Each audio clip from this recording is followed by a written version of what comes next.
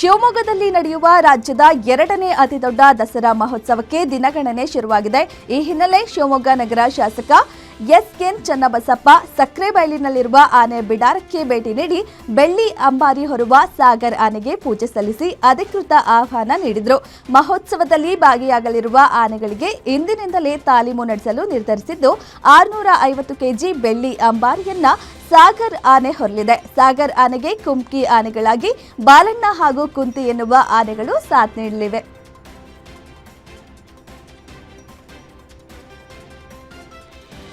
ದಾವಣಗೆರೆಯಲ್ಲಿ ಹಿಂದೂ ಮಹಾಸಭಾ ಗಣಪತಿ ಮೆರವಣಿಗೆಯಲ್ಲಿ ಯುವಕ ಯುವತಿಯರು ಸ್ಟೆಪ್ಸ್ ಹಾಕಿ ಸಖತ್ ಎಂಜಾಯ್ ಮಾಡಿದ್ರು. ತಮಟೆ ಡೊಳ್ಳು ಸದಿಗೆ ಭರ್ಜರಿ ಹೆಜ್ಜೆ ಫುಲ್ ಖುಷ್ ಆದ್ರು. ಗಣೇಶ ಹೊತ್ತ ಟ್ರ್ಯಾಕ್ಟರ್ಗೆ ಎಸ್ಪಿ ಉಮಾ ಪ್ರಶಾಂತ್ ಚಾಲನೆ ನೀಡಿದ್ರು.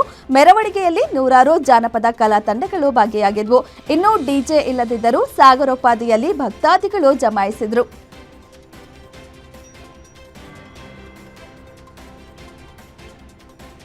ಭಾರತದ ಅತಿದೊಡ್ಡ ಸವಾಲು ಇತರ ದೇಶಗಳ ಮೇಲಿನ ಅವಲಂಬನೆಯಾಗಿದೆ ಎಂದು ಪ್ರಧಾನಿ ನರೇಂದ್ರ ಮೋದಿ ಹೇಳಿದ್ದಾರೆ. ಗುಜರಾತ್ನ ಭಾವನಗರದಲ್ಲಿ ಮಾತನಾಡಿದ ಅವರು, ವಿದೇಶಗಳ ಮೇಲಿನ ಅವಲಂಬನೆಯೇ ನಮ್ಮ ದೇಶದ ನಿಜವಾದ ಶತ್ರು. ವಿದೇಶಿ ರಾಷ್ಟ್ರಗಳ ಮೇಲಿನ ಹೆಚ್ಚಿನ ಅವಲಂಬನೆಯು ಭಾರತವನ್ನ ಹಿನ್ನಡೆಗಳಿಗೆ ಗುರಿಯಾಗ್ತಿದೆ. ಆದ್ದರಿಂದ ಈ ದುರ್ಬಲತೆಯನ್ನು ನಿವಾರಿಸುವಲ್ಲಿ ಎಲ್ಲರೂ ಒಗ್ಗೂಡಬೇಕೆಂದು ಅಂತ ಪ್ರಧಾನಿ ಮೋದಿ ಒತ್ತಾಯಿಸಿದರು.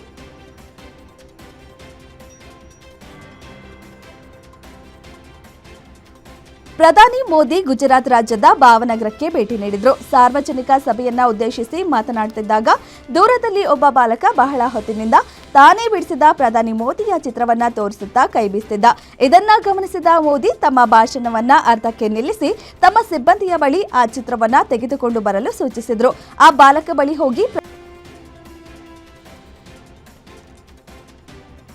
ಅಮೆರಿಕ ಅಧ್ಯಕ್ಷ ಡೊನಾಲ್ಡ್ ಟ್ರಂಪ್ ವೀಸಾ ಶುಲ್ಕದಲ್ಲಿ ತೀವ್ರ ಏರಿಕೆ ಮಾಡಿದ್ದು H-1B ವೀಸಾದ ಕುರಿತ ತಮ್ಮ 8 ವರ್ಷಗಳ ಹಿಂದಿನ ಹಳೆಯ ಟ್ವೀಟ್ ಅನ್ನು ಮುಂದಿಟ್ಟು ರಾಹುಲ್ ಗಾಂಧಿ ಪ್ರಧಾನಿ ಮೋದಿ ವಿರುದ್ಧ ವಾಗ್ದಾಳಿ ನಡೆಸಿದರು. H-1B ವೀಸಾ ಶುಲ್ಕ ಹೆಚ್ಚಳಕ್ಕೆ ಪ್ರತಿಕ್ರಿಯಿಸಿದ ರಾಹುಲ್ ಗಾಂಧಿ, ನಾನು ಮತ್ತೊಮ್ಮೆ ಹೇಳ್ತಿದ್ದೇನೆ, ಭಾರತ ದುರ್ಬಲ ಪ್ರಧಾನಿಯನ್ನ ಹೊಂದಿದೆ ಅಂತ ಟ್ವೀಟ್ ಮಾಡಿದ್ದಾರೆ.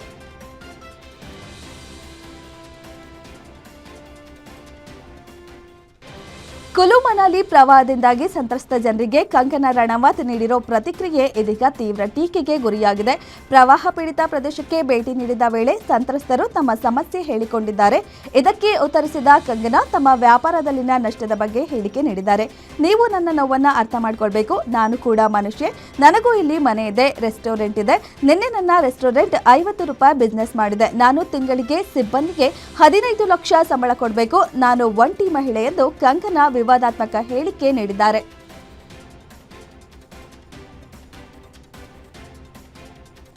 ಬಿಹಾರ ವಿಧಾನಸಭಾ ಚುನಾವಣೆಗೆ ಸಿದ್ಧತೆ ಬಹಳ ಚುರುಕಿನಿಂದ ಸಾಗ್ತಿದ್ದು ಗದ್ದುಗೆಗಾಗಿ ರಾಜಕೀಯ ಪಕ್ಷಗಳು ನಾಯಕರು ಜಿದ್ದಿಗೆ ಬಂದಿದ್ದಾರೆ. ಕಾಂಗ್ರೆಸ್ ಹಾಗೂ ಆರ್ಜೆಡಿ ಮೈತ್ರಿಕೂಟದಲ್ಲಿ ವೈಮನಸ್ಸು ಉಂಟಾಗಿದೆ ಎನ್ನಲಾಗ್ತಿದ್ದು ಏಕಾಏಕಿ ಆರ್ಜೆಡಿ ನಾಯಕ ತೇಜಸ್ವಿ ಯಾದವ್ ಚುನಾವಣೆ ಸ್ಪರ್ಧೆಗೆ ಮಹತ್ತರ ಘೋಷಣೆಯೊಂದನ್ನು ಮಾಡಿದ್ದಾರೆ. ಮುಂಬರುವ ಬಿಹಾರ ವಿಧಾನಸಭಾ ಚುನಾವಣೆಯಲ್ಲಿ ಮುಖ್ಯಮಂತ್ರಿ ಅಭ್ಯರ್ಥಿಯನ್ನ ಘೋಷಿಸದೆ ನಾವು ಶ್ರೀಲಂಕಾದ ಈಳಂ ತಮಿಳರ ಪರ ಧ್ವನಿ ಎತ್ತಿದ್ದಾರೆ. ತಮಿಳುನಾಡಿನ ನಾಗಪಟ್ಟಣಂನಲ್ಲಿ ಮಾತನಾಡಿದ ವಿಜಯ್ ಮೀನುಗಾರರ ಸಮಸ್ಯೆ ಬಗ್ಗೆ ಮಾತನಾಡುವಾಗ ಶ್ರೀಲಂಕನ್ ತಮಿಳರ ಬಗ್ಗೆ ಪ್ರಸ್ತಾಪಿಸಿದ್ದಾರೆ. ಈ ತಮಿಳರ ಕನಸುಗಳು ಜೀವನ ನಮ್ಮ ತಮಿಳುನಾಡಿನ ಮೀನುಗಾರರ ಜೀವನದಷ್ಟೇ ಮುಖ್ಯ ಅಂತ ಹೇಳಿದ್ರು. ಇನ್ನು ಮಾಜಿ ಪ್ರಧಾನಿ ರಾಜೀವ್ ಗಾಂಧಿ ಹತ್ಯೆಯ ಹಿಂದಿನ ಸೂತ್ರಧಾರಿ liberation tigers of Tamil Eelam Velupillai ಪ್ರಭಾಕರನನ್ನ ಹೊಗಳಿರೋ ಹಿನ್ನೆಲೆ ಎಳೆಯ ದಳಪತಿ ವಿಜಯ್ ವಿರುದ್ಧ ತೀವ್ರ ವಿವಾದ ಶುರುವಾಗಿದೆ.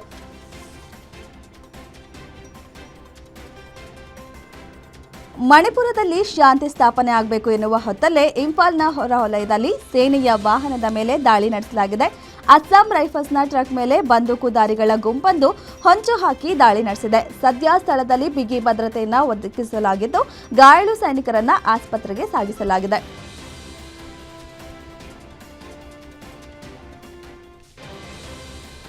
ದಕ್ಷಿಣ ಮುಂಬೈನಿಂದ ನವಿ ಮುಂಬೈಗೆ ಸಂಪರ್ಕ ಕಲ್ಪಿಸುವ ಸಮುದ್ರ ಸೇತುವೆ ಅಟಲ್ ಸೇವೆಯಲ್ಲಿ ರಸ್ತೆ ಹದಗೆಟ್ಟ ವಿಡಿಯೋ ವೈರಲ್ ಆದ ನಂತರ Mumbai metropolitan region development authority ಗುತ್ತಿಗೆದಾರರಿಗೆ ₹1 ಕೋಟಿ ದಂಡ ವಿಧಿಸಿದೆ. ಸಾಮಾಜಿಕ ಜಾಲತಾಣ ಎಕ್ಸ್ ಖಾತೆಯಿಂದ ಹಂಚಿಕೊಂಡ ವಿಡಿಯೋದಲ್ಲಿ ಸೇತುವೆಯ ಕೆಲವು ಭಾಗಗಳಲ್ಲಿ ಗುಂಡಿಗಳು ಕಾಣಿಸಿಕೊಂಡಿವೆ. ಸೇತುವೆ ಉದ್ಘಾಟನೆಗೊಂಡ ಕೆಲವೇ ತಿಂಗಳೊಳಗೆ ಅದರಲ್ಲಿ ಬಿರುಕುಗಳು ಕಾಣಿಸಿಕೊಂಡಿವೆ.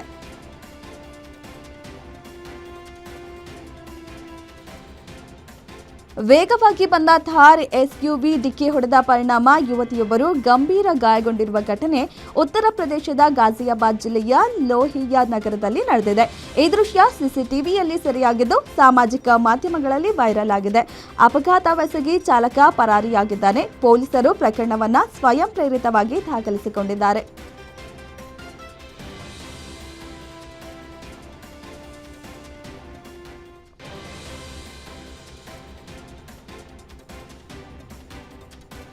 ರಾಮ ಜನ್ಮಭೂಮಿಯ ಗೆಸ್ಟ್ ಹೌಸ್ನಲ್ಲಿ ಕಳೆದ 1 ವರ್ಷದಿಂದ ನಡೆಯುತ್ತಿದ್ದ ವೇಶ್ಯಾವಾಟಿಕೆ ದಂಧೆಯನ್ನ ಅಯೋಧ್ಯೆಯ ಪೊಲೀಸರು ಭೇದಿಸಿದ್ದು 11 ಮಹಿಳೆಯರು ಸೇರಿದಂತೆ 14 ಜನರನ್ನ ಬಂಧಿಸಿದ್ದಾರೆ. ಅತಿಥಿ ಗೃಹದ ಮಾಲೀಕ ಗಣೇಶ್ ಅಗರ್ವಾಲ್ 2 ಸಹಚರರನ್ನ ಬಂಧಿಸಲಾಗಿದೆ.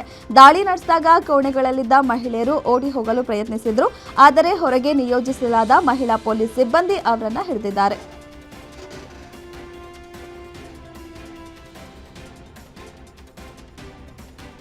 ರೈಲಿನ ಎಸಿ ಬೋಗಿಯಲ್ಲಿ ಕುಟುಂಬವೊಂದು ಬೆಡ್ಶೀಟ್ ಕದಿಯಲು ಯತ್ನಿಸಿ ಸಿಕ್ಕಿಬಿದ್ದ ಘಟನೆ ನಡೆದಿದೆ.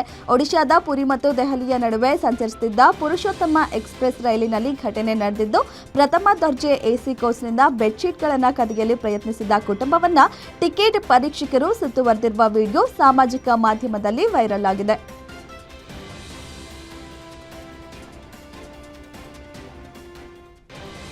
ಬೈಕ್ ಸವಾರನೊಬ್ಬ ಫುಟ್ಪಾತ್ನಲ್ಲಿ ವೇಗವಾಗಿ ಚಲಾಯಿಸಿದಲ್ಲದೆ ದುಸ್ಸಾಹಸ ತೋರಿದ ವಿಡಿಯೋವೊಂದು ಸಾಮಾಜಿಕ ಮಾಧ್ಯಮದಲ್ಲಿ ವೈರಲ್ ಆಗಿದೆ. ಒಬ್ಬ ಬೈಕರ್ ಹಿಂಬದಿ ಸವಾರನೊಂದಿಗೆ ಫುಟ್ಪಾತ್ನಲ್ಲಿ ವೇಗವಾಗಿ ಚಲಾಯಿಸಿ ಅಪಾಯಕಾರಿ ಸ್ಟಂಟ್ ಪ್ರದರ್ಶಿಸಿದ್ದಾನೆ. ಇವರಿಬ್ಬರು ಮಾತ್ರವಲ್ಲದೆ ಬೇರೆಯವರನ್ನ ಅಪಾಯಕ್ಕೆ ಸಿಲುಕಿಸಿದ್ದಾನೆ. ಇದು ಸಾರ್ವಜನಿಕರ ಆಕ್ರೋಶಕ್ಕೆ ಕಾರಣವಾಗಿದೆ. ಈ ವರ್ತನೆಯು ಆತನಿಗೆ ತಿರುಗುಬಾಣವಾಗಿ ಪರಿಣಮಿಸಿದ್ದು, ಗುಂಡಿಗೆ ಬಿದ್ದು ಇಬ್ಬರು ಗಾಯಗೊಂಡಿದ್ದಾರೆ.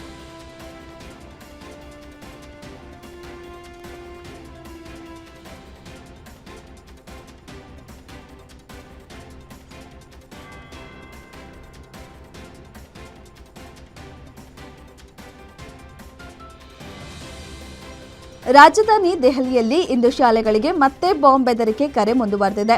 ದ್ವಾರಕಾ, ಡಿಪಿಎಸ್ ಸೇರಿದಂತೆ ಹಲವು ಶಾಲೆಗಳಿಗೆ ದುಷ್ಕರ್ಮಿಗಳಿಂದ ಇಮೇಲ್ ಮೂಲಕ ಬಾಂಬ್ ಬೆದರಿಕೆ ಸಂದೇಶ ರವಾನಿಸಲಾಗಿದೆ.